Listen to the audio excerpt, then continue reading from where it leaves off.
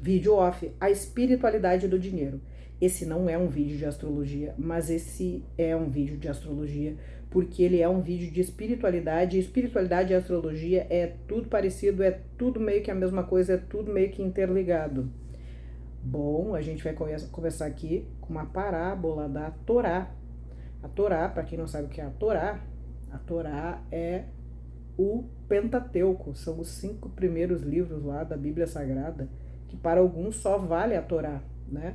Mas enfim, a parábola do azeite, lá do segundo livro de Reis, capítulo 4, versículo 1 a 7. A história da mulher com o azeite.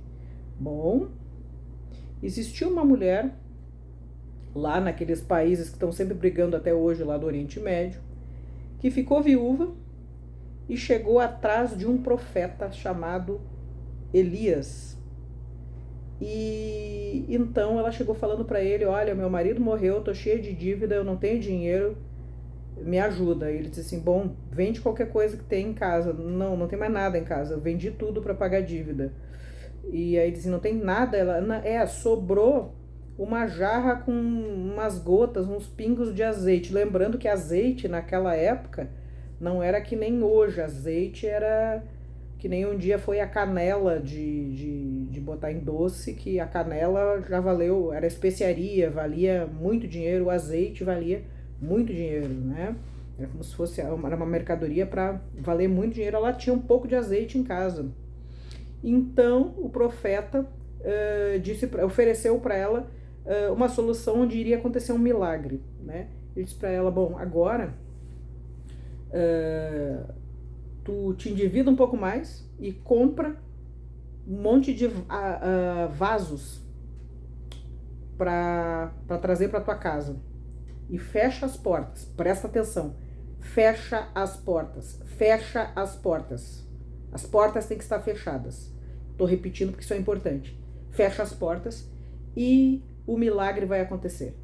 Tu vai começar a jorrar azeite e tu vai, esses vasos, e era montes de vasos, esses vasos vão, mesmo que a jarra que tu tinha em casa não tem azeite nenhum, tem só, nem se sabia se havia azeite na jarra, ela achava que tinha azeite, pode ser que tinha azeite, ou tinha umas gotas de azeite, mas ia acontecer um milagre, ia começar a jorrar azeite, ia começar a encher as vasilhas, e então ela fez isso, ela foi para casa, fechou as portas e começou a jorrar azeite dentro desses vasos.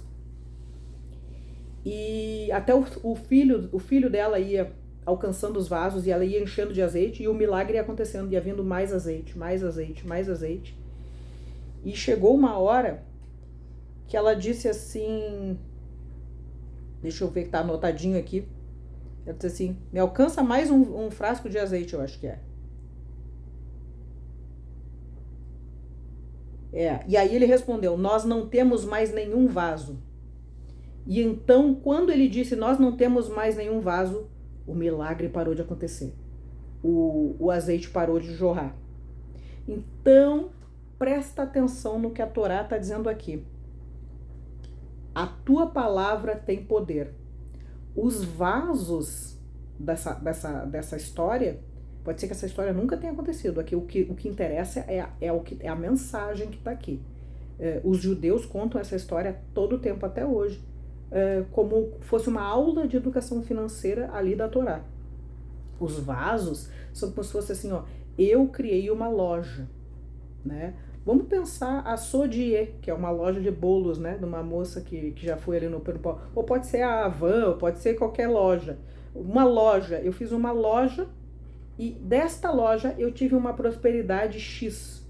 E quando eu adquiri a segunda, esse é o meu vaso, aí eu tive a segunda loja,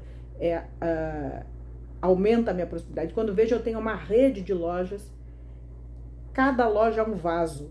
Quando você quer aumentar a sua prosperidade da sua vida, você tem que aumentar o seu vaso. Ou você tem uma loja, coloca outra loja. Ou reinveste nesse negócio. Ou até quando você é um mendigo. O mendigo, você não sai na rua e passa pelo mendigo e você enfia um dinheiro no bolso do mendigo. Não, ele se comporta como um vaso. Ele estica a mão e diz: me dá. Ele faz o vaso. Ele faz exatamente como a parábola. Ele faz o vaso, ele se comporta como um vaso. Eu estou aqui como um vaso, me dá, me alcança, eu quero comida, eu quero água, me dá um refrigerante, uma cachaça, bebida, comida.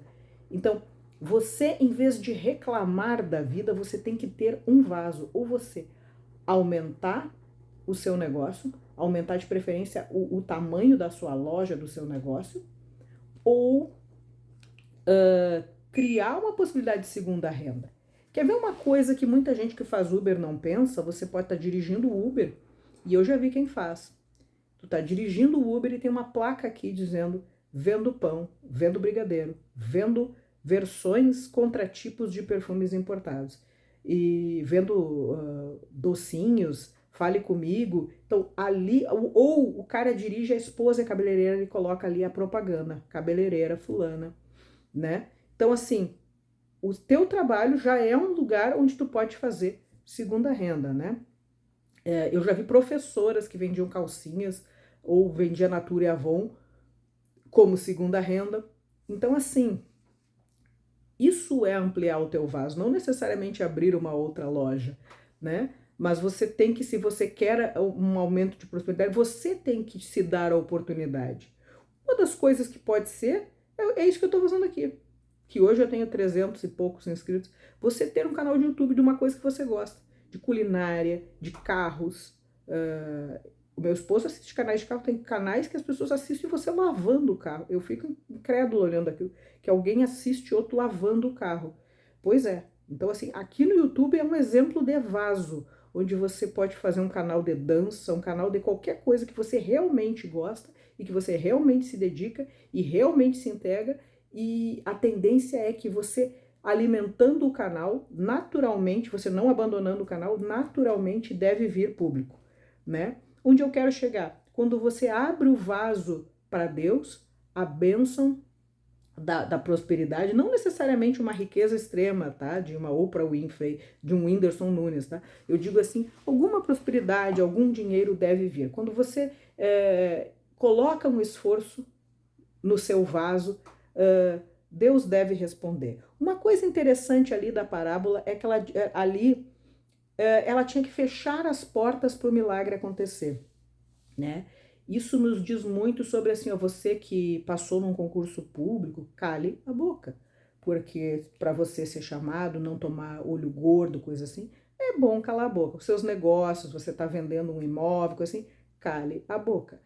A bênção está naquilo que você cala a boca, que você fecha, que você não fica falando por aí, para você não tomar energias ruins, energias negativas, olhos gordos desnecessários. Quem não está sabendo das coisas, né, não precisa saber. Vai que além do teu trabalho você é um grande day trader aí, tá ganhando bastante dinheiro. Não precisa contar, não precisa contar. O que não toma olho gordo, tá indo bem, fica quieto. É isso que está sendo dito ali, que tu fique quieto, que tu não fique falando da tua prosperidade por aí, porque pode dar ruim. É isso que está dito ali. Bom, uma coisa interessante que eu queria falar também, os animais, como é que eles se alimentam? Eles chafurdam pela rua, né? Um cachorro que não tem dono, ele vai catando comida numa lata de lixo, um gato mata um passarinho, uma vaca pasta ali, mastiga um pasto, né? Os animais, eles acham comida por aí. E pra gente seria bem mais fácil de achar comida por aí, mas a gente tem esse estilo de vida louca, onde a gente, durante anos, estuda, depois faz um curso técnico, ou faz uma faculdade, e depois troca as horas da nossa vida por dinheiro, para depois pegar esse dinheiro e trocar por comida. Olha que novela horrorosa para chegar até uma refeição, né? E por que Deus faz isso com a gente? E por que a gente tem que trabalhar 6 dias por semana e descansar um? Por que a gente não faz o contrário? Trabalha um e descansa 6? Não seria muito mais divertido viver descansando? Não seria bem mais legal? Eu acho que seria, né? Mas por que Deus fez o trabalho? O trabalho, ali está em Adão e Eva, né? O teu castigo por ter comido fruto proibido. Presta atenção, é fruto proibido, não é maçã. Abre aí a tua Torá, tu vai ver. Não está escrito maçã em lugar nenhum. É fruto proibido. Não diz o nome. As pessoas que inventaram que é uma maçã. E ali diz que agora tu vai comprar, né?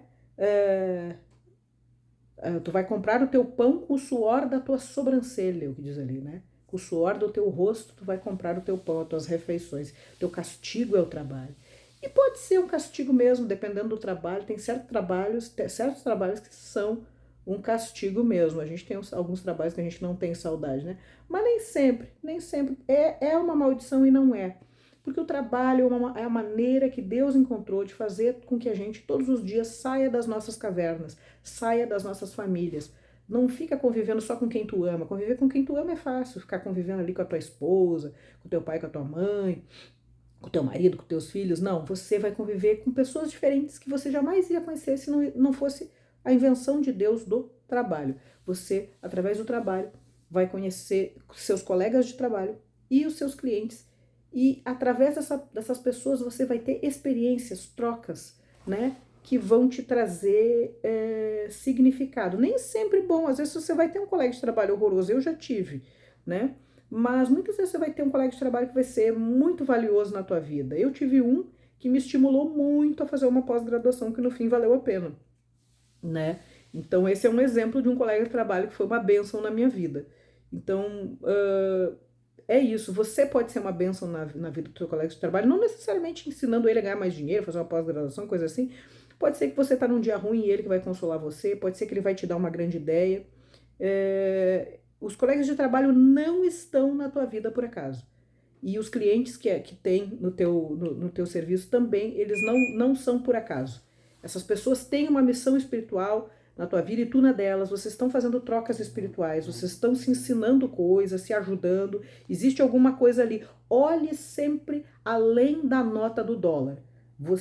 Deus faz de conta que você está indo para o trabalho para você ir buscar o dinheiro, mas não é isso. Você está indo buscar essa troca com esse cliente, com esse colega de trabalho, você está indo buscar essa troca energética. Isso tem que acontecer, entende? Porque Deus poderia, na verdade, jogar a comida em cima de ti. Tá aqui o café e o almoço, tua janta. Mas ele não quer assim. Ele quer que tu tenha que passar por toda essa novela para poder se alimentar. Aí reclama com ele, não comigo, né? Uma coisa interessante sobre a prosperidade aí.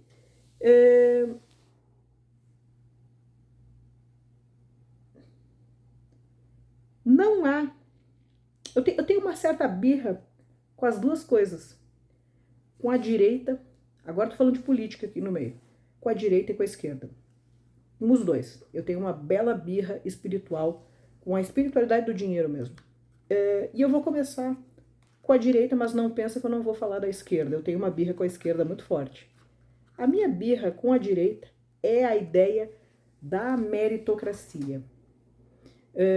No meu ponto de vista, é claro, você pode discordar aqui, eu estou passando a minha ideia de espiritualidade do dinheiro e até gostaria de ver os comentários de vocês, o que vocês pensam. Eu penso que não há meritocracia, porque é verdade que há pessoas que ganham muito dinheiro e elas se esforçaram muito, tá? Tu vai pegar um grande jogador de futebol que treinou muito, se esforçou muito, alguém que fez a faculdade, mestrado, doutorado de psicologia, de medicina, de sei lá o que, e aí foi reconhecido e ganhou bastante, pode ter, mas você vai ver pessoas assim, ó, que lança no YouTube uma música assim, cada um no seu quadrado, cada um no seu quadrado, ficou milionário cantando uma idiotice assim, existiu isso. Eu não sei se você é da época do cada um no seu quadrado, existiu isso, existiu dança da bundinha, existiu uma série de coisas que não tem intelecto nenhum, não existe nenhuma coisa de uma inteligência sobrenatural, um grande estudo, nada. A pessoa simplesmente deu sorte e essa sorte não é sorte, é porque Deus quis. Deus quis que aquela pessoa estourasse e ficasse próspero assim de uma hora para outra. E também é verdade que tem pessoas que se esforçam bastante, se esforçam para ter uma padaria, para vender roupa, vender uma lojinha, ser cabeleireiro, isso e aquilo, e mesmo se esforçando, não dá grande coisa, ou dá o dinheiro, mas a pessoa bate o carro e aquilo que ela ganhou num sábado, ela perde tudo na segunda, ou ela toma um processo judicial onde ela é condenada e perde o que ganhou, e no fim do ano ganhou, mas perdeu, não dá na mesma. Então, a prosperidade, ela não é uma meritocracia, ela é uma coisa que Deus quis. Meio que Deus quis que no fim desse ano você ganhasse X reais ao longo de 2026, É isso, e não há nada que tu possa fazer para ganhar mais ou ganhar menos, porque ele determinou assim. Eu vejo assim. Essa é a minha birra com a direita, mas não pensa que eu não tenho uma birra com a esquerda. Eu tenho uma grande birra com a esquerda, porque a esquerda tem uma ideia tosca de que eu concordo com a esquerda no sentido em que, tá, é verdade, não deveria existir uma pessoa debaixo da ponte passando fome e o outro bilionário ou até o trilionário, como agora o Elon Musk é. O mundo não deveria ser injusto assim, mas ele é, tá? E tem uma questão que a minha birra com a esquerda é essa, que eles estão sempre assim numa ideia de que, como se o dinheiro fosse limitado. Por exemplo, vamos que a Xuxa tem 5 bilhões a fortuna dela. Então, se acontecesse uma grande tributação sobre grandes fortunas para tirar dela, para dar para o governo, para dar para os pobres, que no fim não dá para os pobres, né? O governo pega para dar para salários de alto escalão, é isso que o governo faz, quando arrecada muito, né? A gente vê no noticiário, mas enfim, salário de deputado, senador, é para lá que vai, não vai para os pobres. Os pobres ganham uma Bolsa Família.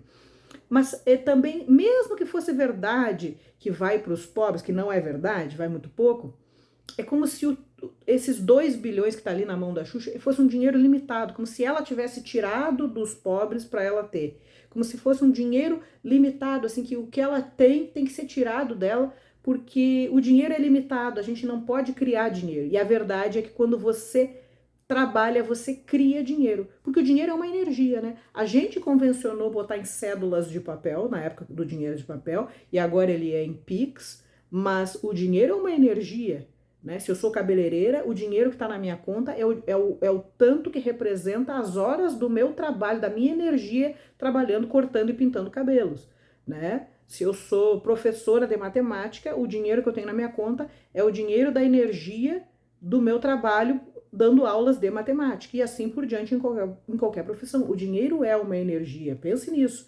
Então, se ele é uma energia, ele é ilimitado.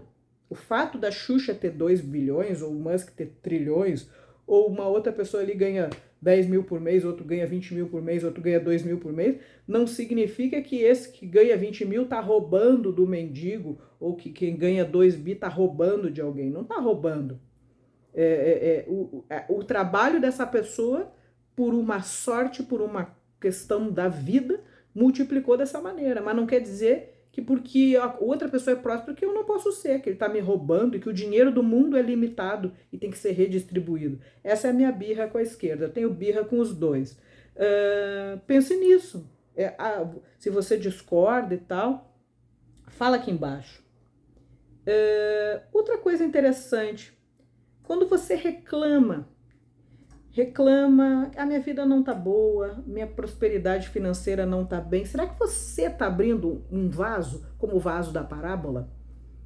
Porque se eu digo assim, eu quero que a minha loja prospere, eu quero ter várias lojas, eu quero prosperar aqui com loja de bolos, vamos pegar o exemplo da moça da Sodier aqui, que deu certo aqui no Brasil.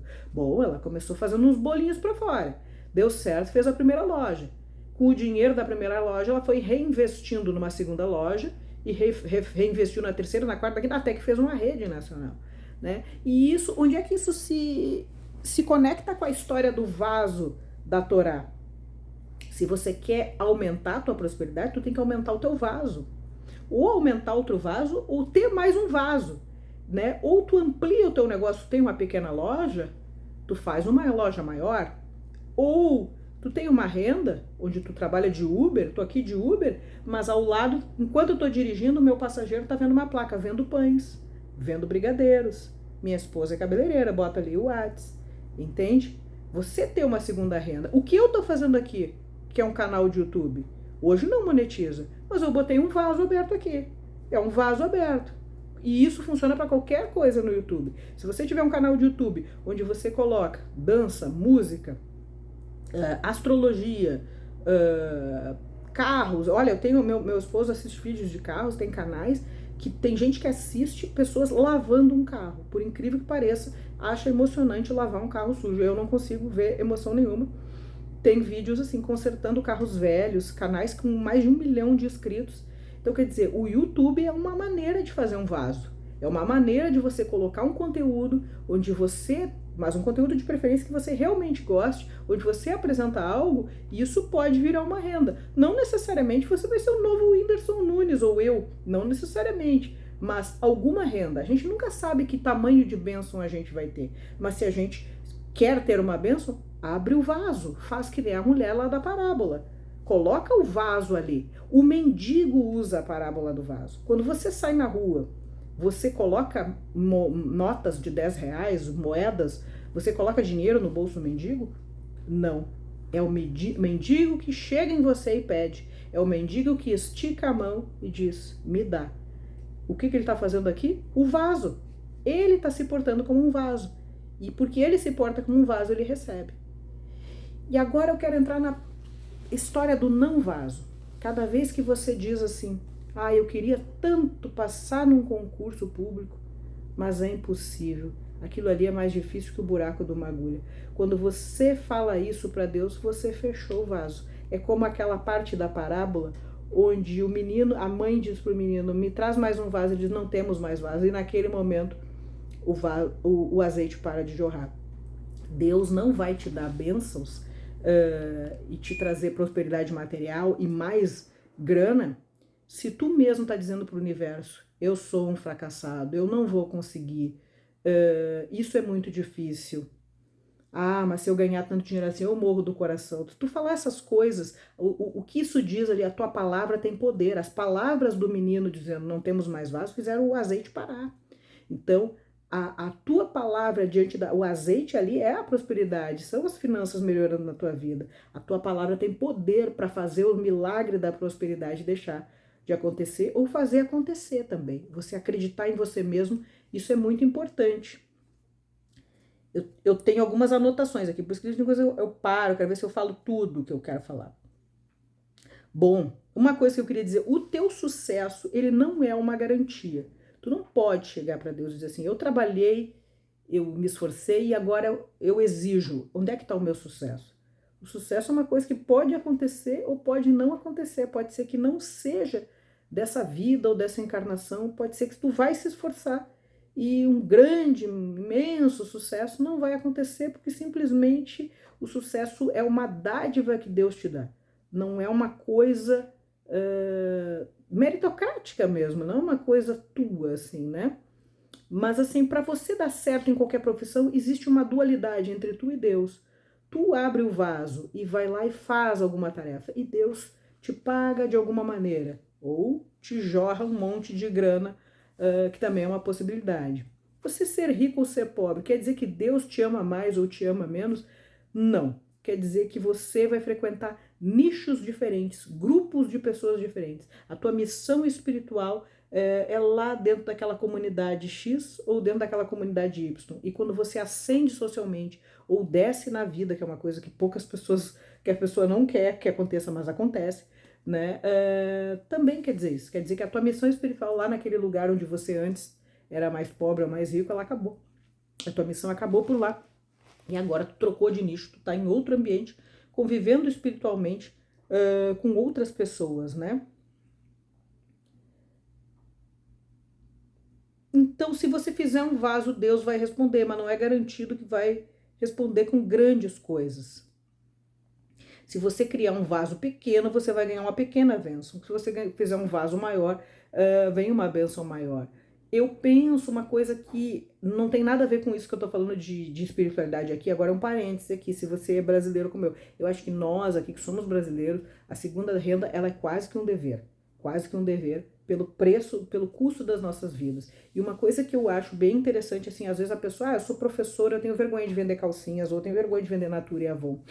Pensa nos ricos, os ricos não têm vergonha de ter segunda renda. A Xuxa, que foi uma pessoa que eu falei aqui no vídeo, ela tem vários negócios, ela tem imóveis de Airbnb, aqui no Rio Grande do Sul ela tem umas casas de luxo, de aluguel, ela tem uma loja de depilação a laser e outros negócios que nem eu sei tudo de cabeça. Então o rico não tem vergonha de ter segunda renda, terceira renda, quarta renda. Então você que é pobre deveria ter menos vergonha ainda. Pense nisso. Se o rico não tem vergonha de ter múltiplas rendas, você não deveria ter vergonha. Então, essa questão dos vasinhos, ela é bem interessante. Isso aqui também eu tinha anotado aqui. O que Deus vai te dar de acordo com a tua capacidade. Se você pensar pequeno, ele vai te dar pequeno. Porque ele não vai querer, como uma mãe que alimenta um filho, não vai querer empurrar comida no filho.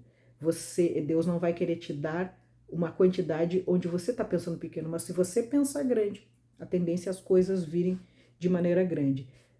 Deus quer que você seja próspero muito mais do que você quer. Ele quer muito mais do que você, porque você vai passar um tempo aqui na Terra e logo você morre. Você está aqui por uma temporada, ele não. Ele está há milênios aqui.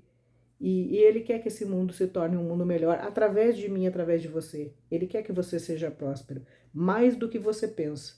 Então, você deve desejar melhorar de vida. Uma coisa que eu queria falar aqui, que eu anotei também. Será que para a gente ser próspero é importante essa coisa que nem tem esses vídeos? Acorde muito cedo, às 5 da manhã, tome banho gelado, trabalhe 15 horas por dia. Será que é assim mesmo? Não. As pessoas não prosperam trabalhando demais 1 milhão de horas. Elas prosperam não trabalhando duro, e sim trabalhando de maneira esperta, de maneira mais inteligente. Elas fazem o dinheiro trabalhar para elas, né? Como eu dei o exemplo da moça da Seu Dinheiro. Com o lucro do dinheiro dos primeiros bolos, ela foi reinvestindo até adquirir a primeira loja. Com o lucro da primeira loja, ela foi reinvestindo e fazendo a segunda loja. E do reinvestimento da segunda loja, foi fazendo a terceira, quarta, quinta, até fazer uma rede de lojas. É no reinvestimento que essas pessoas prosperam, né? No acreditar e também no pensar grande, né? Uma pessoa que pensa só pessimista, que vai dar errado, não vai acontecer.